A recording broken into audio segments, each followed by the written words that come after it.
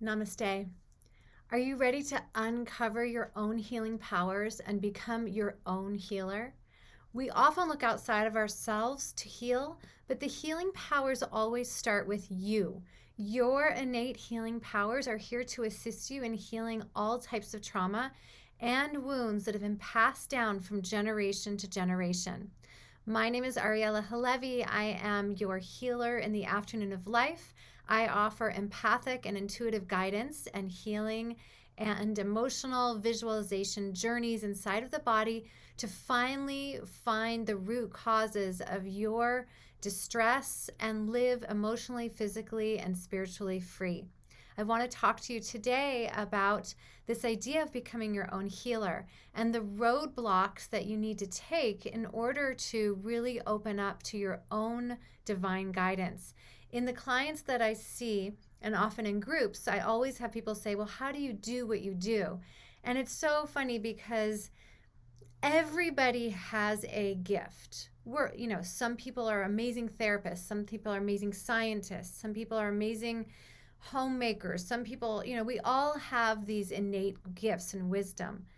I am here to help other women find their own healing capacities, but it always starts with the main building blocks that I like to cover in order to remove what I see as weeds. If you're growing your own soul garden inside of you, I see it as weeds that get blocked. And our job as humans is to remove the weeds. But the problem is if we don't continue to remove the weeds inside of our bodies, then they overgrow and we can't see that beautiful soul garden that you are growing inside of you.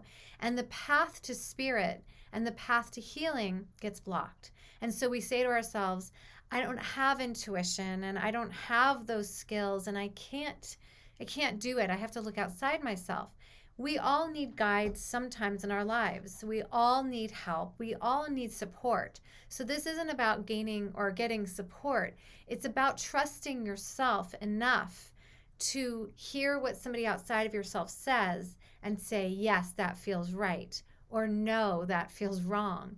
And when we're dealing with ancestry lineage trauma healing, it's super important to start trusting and building the muscle of trust so that you can tap into your own intuition and really hone in on what feels good to you in your body and what feels inaccurate. So what feels accurate, what feels inaccurate.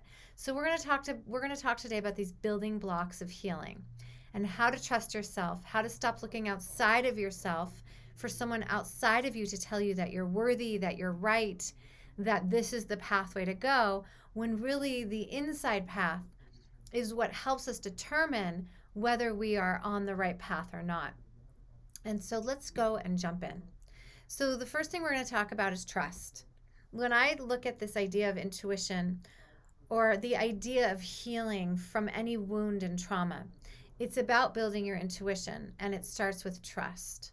For so many of us that have had trauma and wounds, and trauma, again, if you saw my first series, I have a 3-part or a 4-part series, and the first video talks about this idea that we're all traumatized. So we can be extremely traumatized or we can be slightly traumatized, but it is your guidance that tells you what kind of trauma you have.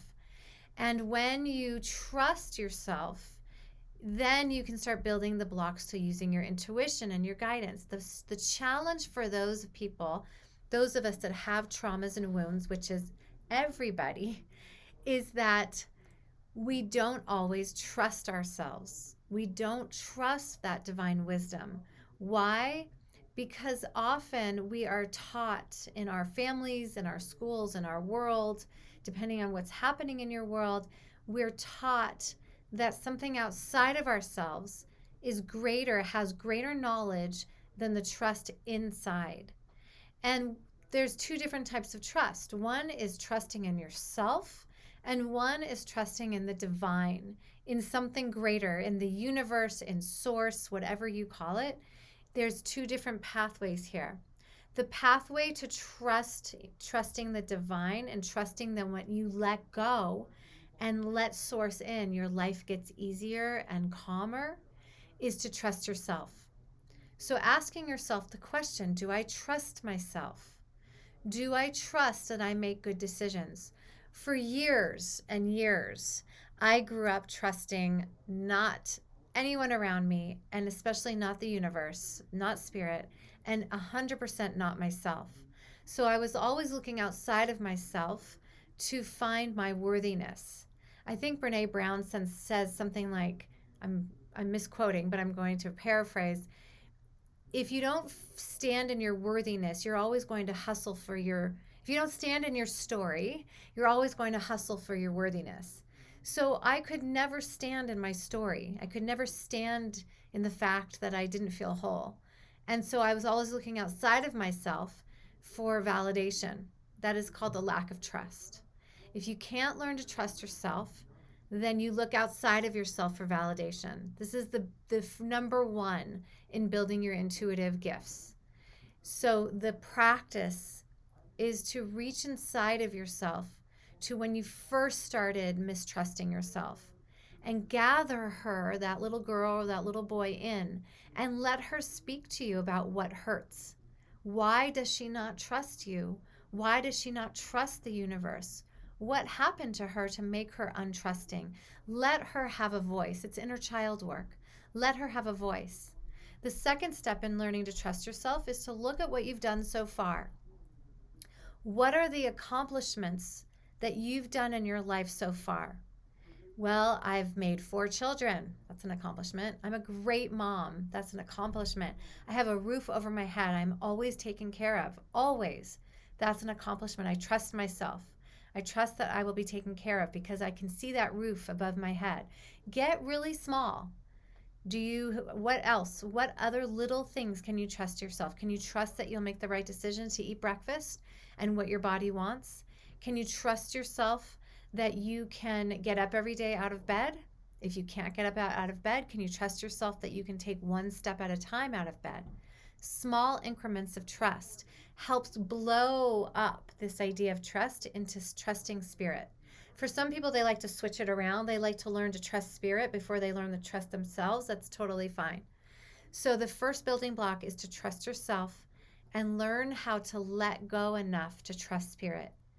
Part of my practice every morning is to open my palms and to say, I trust you, spirit, and I let what's hot for the highest good to come into my life.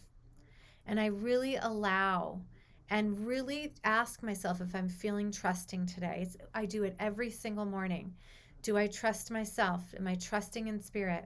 I let go and I let spirit in and I open to that divine guidance. And there are days when you're not going to feel it and you just have to talk to that little child. What's wrong? Why do you feel sad? Why do you feel untrusting?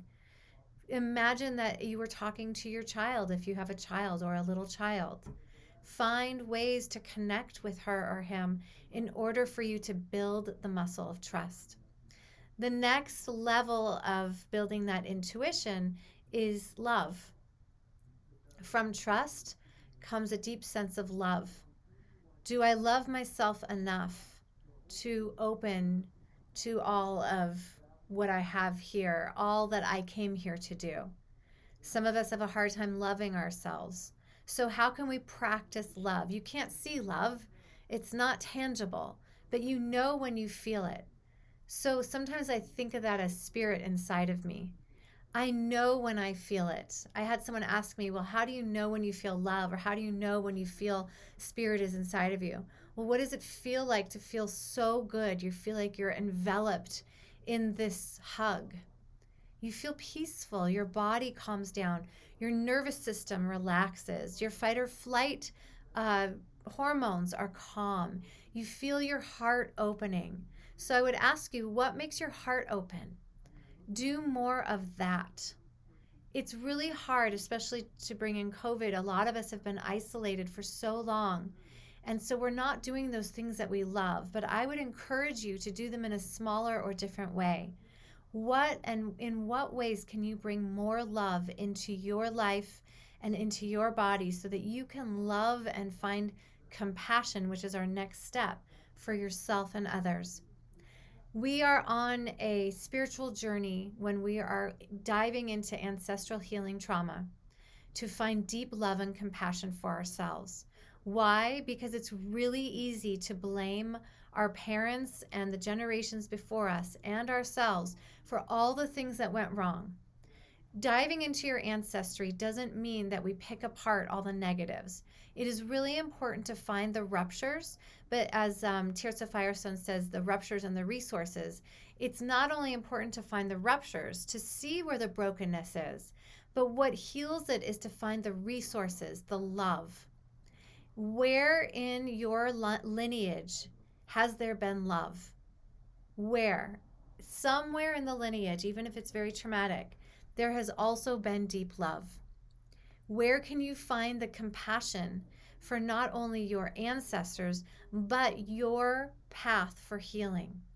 Where can you find a small increment of compassion for yourself if it's hard to find it? That is another building block to building your intuition, to becoming your own healer. There's a book I love, and I can't remember the name of it. It's by Amy Shear, and she talks about this idea of becoming your own healer. And it starts with connecting to your own wisdom. And that is the next step in building this block of healing and building your muscle of healing, is to find your divine wisdom. Wisdom is different than intuition. Wisdom is the only way I can picture or discuss it is it's a massaging.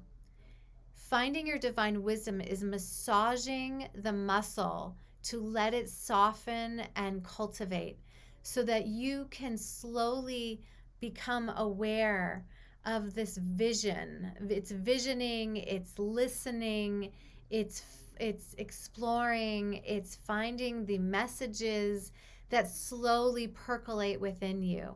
Intuition is like that. Intuition comes and you're like, that's the answer, that's right. It came out of nowhere. That's my intuition. Divine wisdom is this percolating feeling. I know I'm on to something. I'm going to become a researcher or a navigator in finding my divine answers. And then you start looking for your answers. That's divine wisdom. Intuition is bam, you found it. But building, so that's why I love intuition. It's just divine guidance right here, right now. But the reason why you have that intuition is because you're clearing the weeds inside of your soul garden. You're trusting. You find compassion and love for yourself and for your family and for your history. You become open to becoming your own healer by starting to become a navigator, an explorer on your journey inside all of this healing that you're doing. You're not outsourcing yourself to someone else. Again, guides are great. I do it every single day, and I have one. But you're not outsourcing your power. You're owning your power so that you can remain strong and healthy and build that muscle of intuition. And so that's the difference between all of these 4 or 5 things that we just talked about. That is the way to heal the genetic patterns inside of you, is to start sourcing inside and becoming your own healer, your own guide, and feel empowered and authentic on your healing path. This opens the journey inside of you to start reclaiming your soul, to start healing your wounds, and to start owning and standing inside of your own story. That's really ultimately, I love that idea that Brene Brown brought up, because that is really the ultimate way to bring in the ancestors to help us heal. Stand inside your story. It is your story and no one else's. And so my prayer and hope for all of us is that we can find the compassion and love inside of ourselves to become our own healer and to stand inside our own story, inside our ancestral story, so that we can find the root cause of our healing and be finally at ease and grace. Namaste.